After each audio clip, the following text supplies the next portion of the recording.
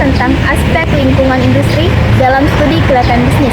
Baiklah, aspek lingkungan industri adalah analisis yang dilakukan untuk mengetahui kondisi persaingan dalam suatu industri. Tujuannya agar kita bisa menilai apakah suatu bisnis layak dijalankan atau tidak, dilihat dari tingkat persaingannya.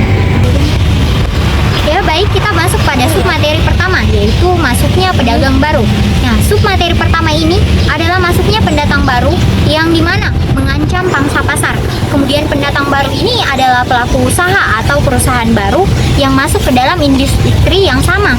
Nah, kehadiran mereka ini bisa menjadi ancaman. Kenapa? Karena mereka ikut bersaing untuk mendapatkan pelanggan. Selanjutnya, dampak pendatang baru. Masuknya pendatang baru bisa membuat persaingan semakin ketat. Dampaknya antara lain harga menjadi lebih murah, promosi semakin banyak, dan konsumen punya lebih banyak pilihan. Jika perusahaan lama tidak siap bersaing, maka penjualannya bisa menurun dan pangsa pasarnya bisa berkurang.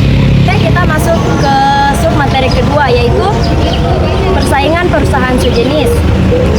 Persaingan perusahaan sejenis adalah persaingan perusahaan yang sama atau sejenis di dalam industrinya. Oke. Persaingan ini terjadi antara perusahaan yang menawarkan produk atau jasa yang sama. Contohnya seperti persaingan antara market kopi, minimarket dengan atau jasa-jasa seperti ojek online dan sejenisnya. Selanjutnya yaitu bentuk-bentuk persaingan. Persaingan perusahaan sejenis biasanya terjadi dalam beberapa hal, yaitu seperti harga, kualitas produk, layanan, promosi, dan inovasi. Perusahaan yang mampu memberikan kualitas dan layanan terbaik itu biasanya akan lebih dipilih oleh konsumen daripada pesaingnya. Baik, saya akan melanjutkan materi ketiga, yaitu sub produk atau jasa pengganti.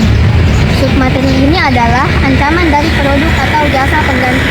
Produk atau jasa pengganti adalah produk lain yang memiliki fungsi hampir sama yang bisa menggantikan produk utama. Misalnya, kopi biasa digantikan dengan teh atau minuman lainnya.